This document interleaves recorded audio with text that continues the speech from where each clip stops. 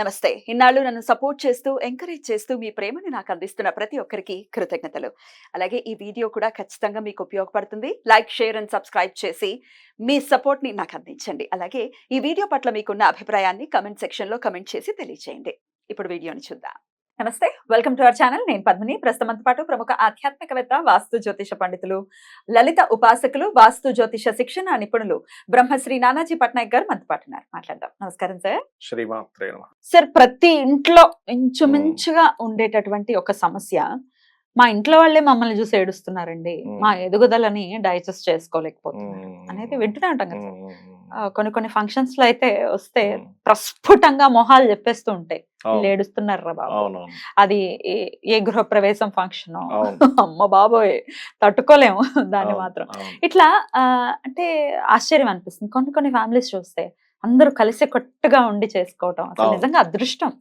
అలా అందరూ ఆనందంగా ఎందుకని కొన్ని ఫ్యామిలీస్ లో ఇలా ఉంటాయి, ఎక్కువ ఫ్యామిలీస్ లో ఎందుకని ఏడుపులు ఉంటాయి? అంటే మనిషికి మధ్య సత్సంబంధాలు ఎక్కడ లోపిస్తున్నాయి, ఎందువలన ఏడుపులు వస్తున్నాయి, మనవాడు బాగుపడితే మనం ఎందుకు ఏడుస్తున్నాము అనేది ఒక్కసారి మీ ద్వారా, అలాగే మీరు ఒక వాస్తు పండితులు కూడా కాబట్టి వాస్తులో కూడా ఏమైనా ఉన్నాయా, ఏమైనా దోషాలు జరుగుతున్నాయా ఇట్లాంటి ఏడుపులు రావడానికి? ఇది వరకు అందరూ కలిసి ఉండేవాళ్ళు కదా సార్, అప్పుడు లేని ఏడుపులు ఇప్పుడు ఎందుకు వస్తున్నాయి, ఎక్కడ లోపం జరుగుతుంది ఒక్కసారి చెప్పండి. ఎగ్జాక్ట్లీ, దానికి జ్యోతిష్యంలోనే ఉంటుంది, వాస్తులోనే ఉంటుంది. అయితే మీరు ఇక్కడ ఒక విషయం జనాలు అందరూ అర్థం చేసుకోవాల్సింది ఏంటంటే, మీరు చిన్న గీత పెద్ద గీత కథ వినే ఉంటారు కదా.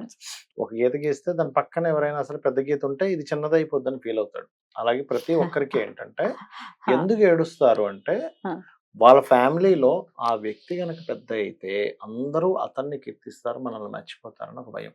అసలు కానీ నేను మర్చిపోయినా, నేను కీర్తించకపోయినా నీకు ఒదిగేది ఏం లేదు. అదే కదా, మర్చిపోతే వచ్చేదేమిటి, కీర్తిస్తే వచ్చేదేమిటి? నిన్ను నువ్వు ఉద్ధరించుకుంటే, నీ టాలెంట్స్ పెంచుకుంటే, నీ స్కిల్స్ పెంచుకుంటే, నిన్ను భగవత్ సంబంధించిన వాటిని తెలుసుకోవడం ద్వారానో, లేకపోతే నువ్వు ఇంకెవరికైనా సేవ చేయడం ద్వారానో నీకు అది పాపము పుణ్యం కిందకు వస్తుంది. అంతేగాని సొసైటీలో నిన్ను కీర్తించడం వల్ల పాపం పుణ్యం రాదు కదా, పాపం రాదు. ఇది యాక్చువల్ ట్రూ.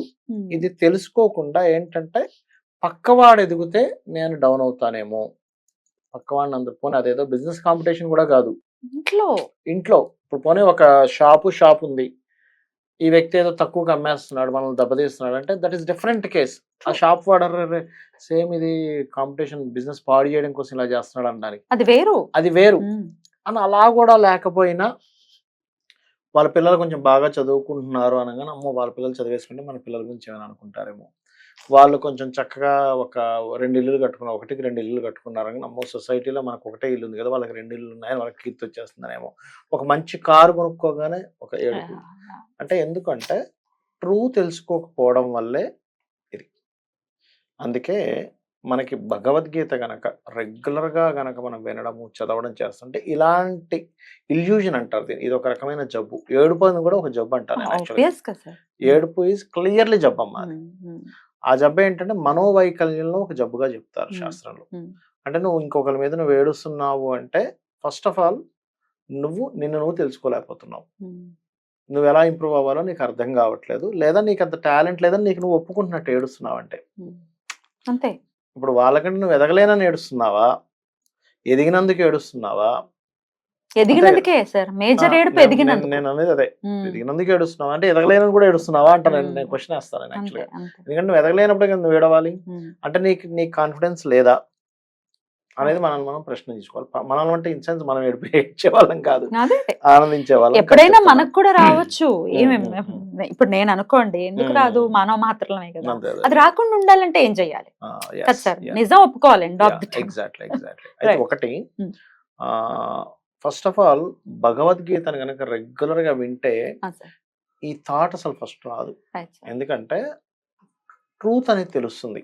అసలు ఈ విశ్వం అంతా ఏమిటి, పాపం ఏంటి, పుణ్యం ఏంటి, మనకెందుకు ఆ యోగం పడుతుంది. అందుకే శాస్త్రాలు వీటన్నిటిని యోగములు అంటారు. ధన యోగము, బాగా డబ్బులు వచ్చాయి నువ్వు ఏడుస్తున్నావు, కానీ వాడికి యోగం ఉంది. అంటే పూర్వజన్మల్లో వాడికి పుణ్యకర్మ చేసినందుకు ధన యోగం వచ్చింది. సంతాన యోగము, సంతానం సంబంధించిన దాంట్లో ఒక పుణ్యకర్మ చేశారు కాబట్టి చక్కటి బిడ్డలు ఉన్నారు. పిల్లలు పుట్టారు. గృహ యోగము, వాహన యోగము అవన్నీ ఆ వ్యక్తి చేసిన పుణ్యం వల్ల వచ్చింది. మీరు అనొచ్చు అదేంటంటే ఏం పుణ్యం, వాళ్ళు లంచాలు తీసుకుని అంటే దానివల్ల పాపం వస్తుంది తర్వాత. నీకేం తెలుసు పూర్వ జన్మ గురించి? ఎవడికి తెలుసు ఎవరికి తెలుసు అసలు? ఓకే, ఆ, అది ఫస్ట్ ఆ కాన్సెప్ట్ మీరు ఫస్ట్ అర్థం చేసుకోవాలి. ఒకటి సంస్కరించుకోవటం ఎట్లా సార్, అది చెప్పండి సార్. మనసుని మనసును సంస్కరించుకోవడం అంటే ఒకటేనమ్మా, మెడిటేషన్ చేసుకోవడం ద్వారానే సంస్కరించుకోగలం. ఎందుకంటే అంత ఈజీగా సంస్కారం జరగదు జరగదు కదా. ఈజీగా అవ్వదు. ఈజీగా లోపల నుంచి లాగేస్తూ వచ్చే- ఉంటుంది, Yeah. లాగేస్తూ ఉంటుంది అటువైపు. యా. కలి ప్రభావం కదా Mm. ప్రధానంగా. ఈ కలి యొక్క ప్రభావం వల్ల మనం ఆ మాయలోకి వెళ్ళిపోతూ ఉంటాం. Okay sir. అయితే ఒకటి ఇక్కడ ఏంటంటే చార్ట్ జన్మజాతకంలో ఎవరి ద్వారా మీకు ఏడుపు ఉంటుందని కూడా ఉంటుంది, తెలిసిపోతుంది. తెలిసిపోతుంది. కొన్నిసార్లు సొంత తల్లిదండ్రుల వల్ల కూడా ఉంటుంది కొంతమంది జాతకాల్లో. అంటే ఎవరి ద్వారా మీకు లాభం ఉంటుంది, లాభం అంటే ఇన్ సెన్స్ ఎవరి ద్వారా ఏడుపు ఉంటుంది, ఎవరి ద్వారా మీకు వాళ్ళు మిమ్మల్ని మంచిగా చూసుకుంటారు. ఎట్లా చూస్తారు సార్ ఇది జ్యోతిషం? ఇట్స్ డిపెండ్ ఆన్ 12 భావాస్. ఇప్పుడు లగ్నం అంటే జీవుడు, ద్వితీయ అంటే కుటుంబం. కుటుంబ సభ్యులకి పాపగ్రహ సంబంధాలు వచ్చాయి అనుకోండి, కుటుంబ సభ్యులు వీటి మీద పడి ఏడుస్తూ ఏడుస్తూ ఉంటారు. మూడో భావం సంబంధంగా పాపగ్రహ సంబంధం వచ్చింది అనుకోండి, అన్నదమ్ములు ఈయన మీద పడి ఏడుస్తూ ఉంటారు, అక్క చెల్లెలు అన్నదమ్ములు. నాలుగో భావ సంబంధంగా వస్తే కొంతమంది కొన్ని రేర్ కేసెస్ లో జరుగుతాయి, తల్లే శత్రువు అవుతుంది చూడండి, సాడ్. అది కోటికి ఒకటి జరుగుతూ ఉంటుంది. అలాంటి కేసెస్ నేను చూసి చెప్పినవి కూడా ఉన్నాయి. అవును సార్ నిజమే సార్, నాకే అర్థం కావట్లేదు, మా మదర్తో నాకు ఏంటి ఇట్లా అవుతుంది అంటే, పాస్ట్ లైఫ్ లో మదర్ కి ఈ జాతకుడు ఇబ్బంది పెట్టాడు, మదర్ రూపంలో కర్మ వచ్చింది అక్కడికి. అదేదో మదరు చెడ్డవాళ్ళని కాదు. కాదు కాదు, కర్మ మదర్ రూపంలో వచ్చింది అక్కడికి. అలాగే కొన్నిసార్లు ఏమవుతుంటుందంటే పిల్లలు తల్లిదండ్రులు చూసుకునే విషయంలో ఇబ్బంది వస్తుంది, ఇది సర్వసాధారణంగా జరుగుతుంటుంది. అంటే ఎట్లాగా పిల్లలు పిల్లలకి వదిలేయడం. తల్లిదండ్రులు గొడవలై మా తల్లిదండ్రులు ఇట్లాగా అట్లా అంత బ్యాడ్ ప్రచారం చేస్తారు. సొసైటీ మొత్తం అయ్యో ఈ పిల్లల విషయంలో మీరు ఎందుకు ఇలా ఉన్నారండి అని అడుగుతారు. తల్లిదండ్రులకి ఏమో అర్థం కాదు, అరే లోపల జరిగినవన్నీ ఏం చెప్పుకుంటాం, చెప్పుకోలేదు. హౌస్ అది. 5th హౌస్ అది.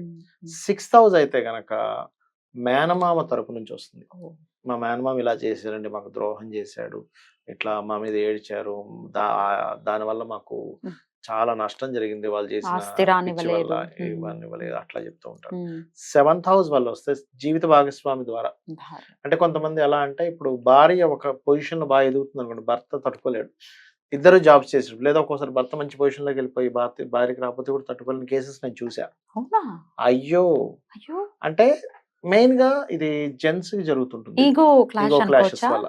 అంటే సొసైటీలో ఆవిడ బాగా ఉంది కదా అని అంటారేమో అని భయం, ఇన్సెక్యూరిటీ, బయటికి వెళ్తే ఇలా అనుకుంటారేమో అనేటువంటిది మేల్ ఈగోతో. అయితే ఇవాళ రేపు కొంచెం మారుతూ వస్తుంది, మారాలి కూడా మారుతూ వస్తుంది. అదొకటి. అండ్ 8th హౌస్ అయితే పర్టికులర్ గా ఏంటంటే కొన్ని పూర్వీకుల ఆస్తుల వల్ల ఇబ్బందులు వస్తాయి వీళ్ళకి. 8th హౌస్ అప్పుడు చుట్టాలే అవుతారా? చుట్టాలు అవుతారు. అయితే అక్కడ ఉండే ప్లానెట్ లో చుట్టాల్లో ఎవరు పూర్వీకుల ఆస్తుల వల్ల ఎవరి వల్ల వాళ్ళకి ఏడుపులు వస్తున్నాయి. ఒక ఆస్తి ఉంది, దానివల్లే వాళ్ళు ఏడవడం వల్ల వాళ్ళు ఏదో కేసు వేయడం, మిమ్మల్ని ఈ ఆస్తి ఉందనే కదా ఇది చేస్తున్నారు, ఇంకోటి ద్వారా ఇంకోటి ఏదో చేయించడం, అట్లా తద్వారా ఏడుపులు. సొంత నేను మొన్న రీసెంట్ గా జాతకం చూశాను, సొంత తమ్ముడే పూర్వీకుల ఆస్తులు ఈయనకి ఎక్కువ అంటే ఇబ్బంది పెట్టి లాక్కోవడం. అంటే అక్కడ ఇంకోటి ఏదో కథ సృష్టించడం, వాళ్ళు లేరు కదా, ఎట్లాగో తల్లిదండ్రులు లేరు, నేను డబ్బులు కట్టాను దానికి, నీకు తెలియదు, నీకు చెప్పలేదు అన్నాం. అయ్యో అది నేను ఆల్రెడీ డబ్బులు ఇచ్చేసాను, దానికి నాకు కావాలని కొనుక్కున్నాను అన్నాం. ఇట్లాంటివన్నీ ఏంటంటే అవన్నీ ప్రూఫ్స్ ఉండవు, సొంత వాళ్ళ ఎందుకు అన్నట్టుగా అట్లాంటి పూర్వీకుల ఆస్తుల విషయంలో. 9 అయితే మళ్ళీ తండ్రి. 10th హౌస్ అయితే ఏమవుద్దంటే పర్టికులర్ గా అత్తగారి ద్వారా వస్తాయి కొన్నిసార్లు, అత్తగారు ఏడుపు ఉంది అంటే 10th హౌస్. అట్లా 11th అనుకోండి,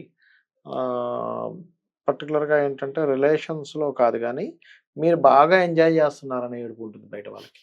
అంటే అబ్బా వీళ్ళు ఆ టూర్కి వెళ్ళారు, ఈ టూర్కి వెళ్ళారు అని బయట వాళ్ళందరూ ఏడుస్తారు 11th హౌస్. అంటే ఫ్రెండ్స్ 5th హౌస్ యాక్చువల్ గా. బట్ ఏమవుతుందంటే అందుకే ఫ్యామిలీ మొత్తం ఎక్కడికి వెళ్ళొచ్చారు, టూర్స్ చేస్తున్నారు, ఆ దేశాలు ఈ దేశాలు వెళ్ళి మీరు ఎంజాయ్ చేయలేకపోతుంటారు. ఎందుకంటే మీరు వెళ్ళింది ఒక ఎత్తు అయితే మీరు వెళ్ళినందుకు ఏడ్చే వాళ్ళ సంఖ్య పెరిగిపోతుంది, దానివల్ల దాన్ని ఎంజాయ్ చేయాలి. అట్లా ఒక్కొక్క భావాన్ని బట్టి ఒక్కొక్కటి ఉంటుంది. అయితే ఆ భావానికి సంబంధించిన ఆ ఏడుపు వస్తున్నప్పుడు అది ఏ ప్లానెట్ ద్వారా పాడైందో ఆ ప్లానెట్ కి సంబంధించిన దానం ఇచ్చుకుంటే అది క్లియర్ అవుతుంది, ఏడుపులు తగ్గుతాయి. క్లియర్ అవుతాయి. ఇది చూపించుకోవాల్సి ఉంటుంది. చూపించుకోవాలి. డేట్ ఆఫ్ బర్త్ లేని వాళ్ళని అయితే మీరు ఎలా ట్రీట్ చేస్తారు? నేను ఒకటే చెప్తాను, డేట్ ఆఫ్ బర్త్ లేదు కానీ నాకు జాతకం తెలియదు వాళ్ళకి ఏం చెప్తానంటే గోవుకి బెల్లం తినిపించండి, మ్. సూర్య నమస్కారాలు చేసుకోండి, మ్.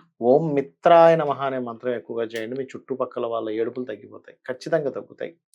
నామం ఓం మిత్రాయ నమః. ప్రతిరోజు. అలాగే ఈస్ట్ వాళ్ళకి లైట్ గ్రీన్, మ్. సోషల్ కమ్యూనికేషన్స్ కదా, లైట్ గ్రీన్ కలర్ కనుక ఈస్ట్ వైపు వేస్తే ఏడుపులు తగ్గుతాయి. ఈస్ట్ వాల్ కి. ఈస్ట్ వాళ్ళకి ఎందుకంటే సూర్యుడి యొక్క ఎనర్జీ పెరుగుతుంది, మ్.